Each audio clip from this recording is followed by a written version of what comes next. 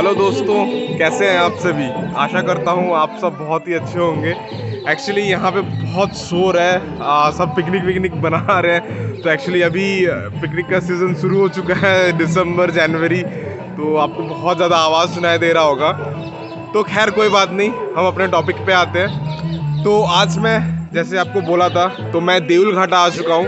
यहाँ पे आपको मैं वही मंदिर दिखाऊंगा, वैसा ही टाइप का जैसे मैंने आपको सत देउल में दिखाया था, उसी प्रकार का आपको यहाँ पे मंदिर दिखाऊंगा। बहुत ही इंटरेस्टिंग है।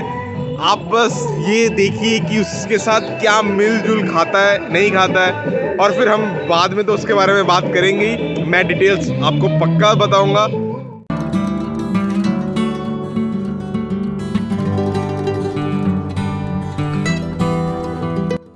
देउल घाटा कंशावती के तट पर जयपुर से लगभग 6 किलोमीटर दक्षिण में और पुरुलिया शहर से लगभग 25 किलोमीटर दूर है।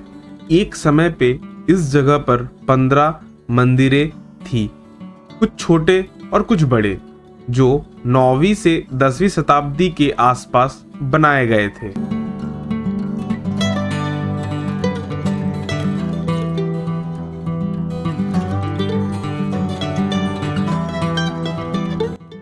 सबसे पहले 1864-1865 में छोटा नागपुर के British commissioner colonel E.T. Dalton द्वारा डॉक्यूमेंटेड किया था।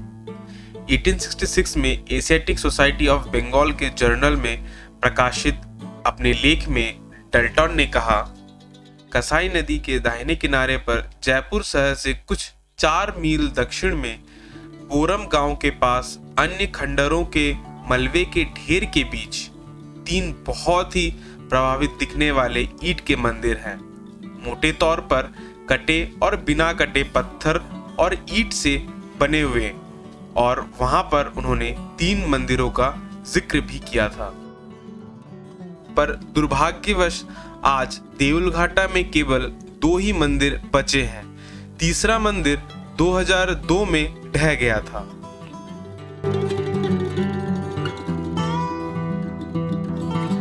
तीसरी या दूसरी शताब्दी ईसा पूर्व में एक जैन टेक्स्ट आचार्य सूत्र में यह उल्लेख मिलता है कि महावीर ने रार प्रदेश का दौरा किया था।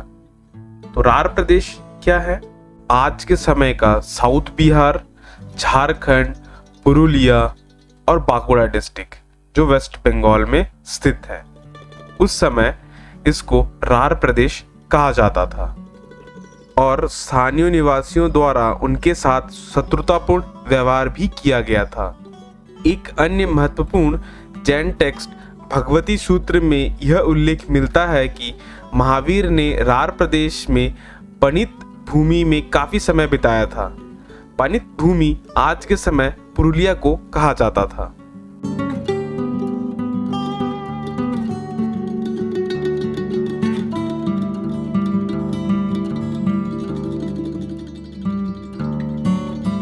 इतिहासकारों का कहना है कि यह मंदिर पूर्व गंगा राजवंश के शासक अनंतवर्मन चौड़गंगा देव के शासनकाल के दौरान बनाए गए थे, जिन्होंने कलिंगा राज्य के दक्षिण भाग में शासन किया था। राजा अनंतवर्मन ने अपने राज्य का विस्तार उत्तर पूर्व में गंगा नदी से लेकर दक्षिण में गोदावरी नदी तक किया। वह कला और साहित्य के रुचि रखने वाले एक महान योद्धा और धार्मिक व्यक्ति थे। हालांकि राजा स्वयं शुरू में एक शैव थे और बाद में वैष्णववाद की ओर झुक गए। उन्होंने अपने पूरे राज्य में कई मंदिरों का निर्माण किया और जैन धर्म का संरक्षण किया, विशेषकर रार क्षेत्र में।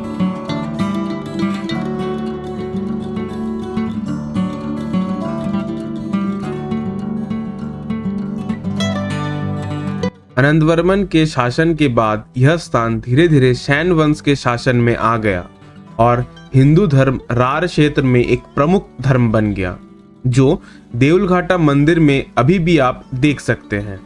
यहाँ में ऐसे कई कलाकृतियां दिखाई देती है जो दोनों धर्म की उपस्थिति को दर्शाता है।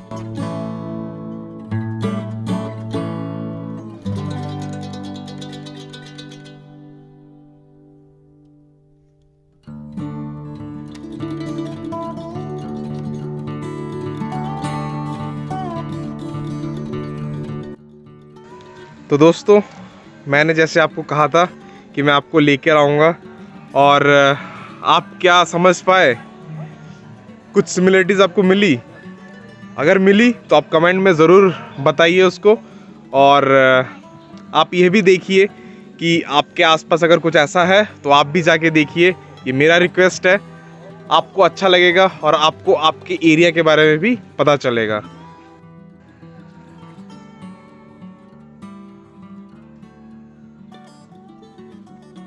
अभी तो ये पूरा डिस्ट्रॉय हो चुका है, अब इसका मेंटेनेंस नहीं है। जैसे आप देख पा रहे हो मेरे पीछे जो है, ये बहुत सारे वर्क्स जो है वो मतलब कंस्ट्रक्ट किए गए हैं यहाँ के अथॉरिटीज़ के द्वारा, जो गवर्नमेंट बॉडीज़ है उनके द्वारा, और बाकी तो पूरा डिस्ट्रॉय हो चुका है। पर फिलहाल जो भी है, इसके उस समय का जो ग्लिम्स है वो आपको मिल रहा है, तो इससे बड़ा और क्या ही हो सकता है।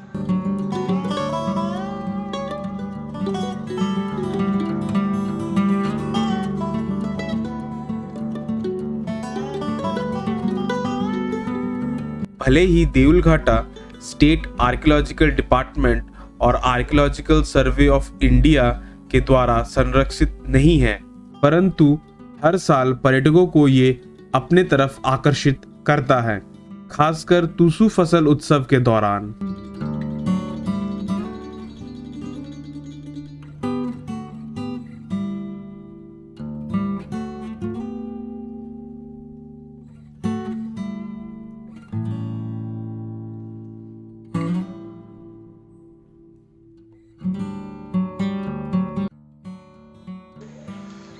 तो दोस्तों, एक्चुअली क्या है, यहाँ पे जो मंदिर है, जो जैन का जो मंदिर है, यहाँ पे बहुत सारे ऐसी मूर्तियाँ मैंने देखी जो हो तो टूट गया है, या तो शायद उन्हें तोड़ दिया गया होगा, पता नहीं कुछ भी किया होगा। पर खैर वो तो है ही वैसा, मतलब टूटा हुआ मैंने देखा। तो मैं आपको दिखाता हूँ, ये देखिए, जैसे कि आप देख पा रहे होंगे, ये देखिए, ये यहाँ पे टूटा पड़ा हुआ है।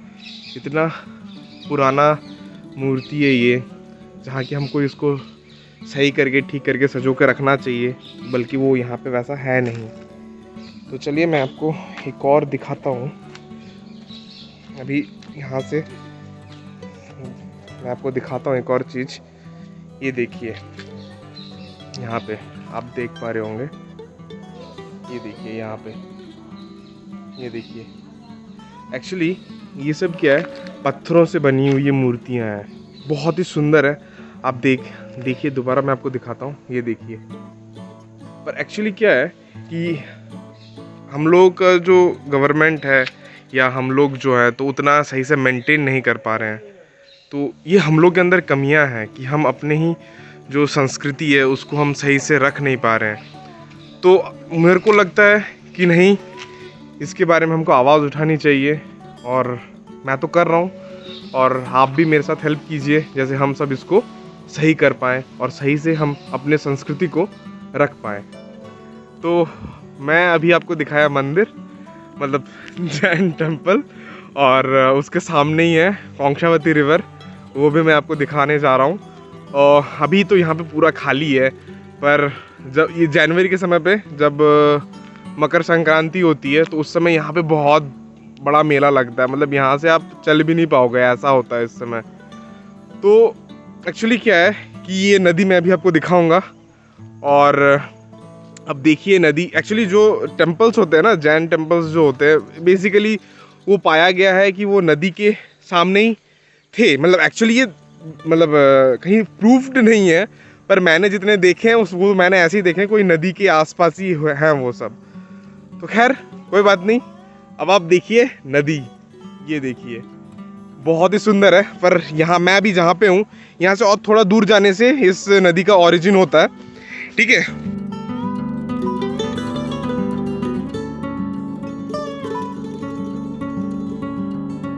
कंशावती नदी भारत के पश्चिम बंगाल राज्य में छोटा नागपुर पठार से निकलती है और बंगाल की खाड़ी में गिरने से पहले पश्चिम बंगाल में पुरुलिया, बांकुड़ा, पश्चिम मेदिनीपुर, पूर्व मेदिनीपुर जिले से होकर गुजरती है। और इसी नदी में मुकुटमणिपुर बांध भी है। मुकुटमणिपुर बांध का निर्माण पुरुलिया और बांकुड़ा जिले के सीमा पर मुकुटमणिपुर के पास किया गया है, जिससे एक बड़ा जलाशय बनाया गया है और इस नदी का लंबाई 465.23 किलोमीटर है।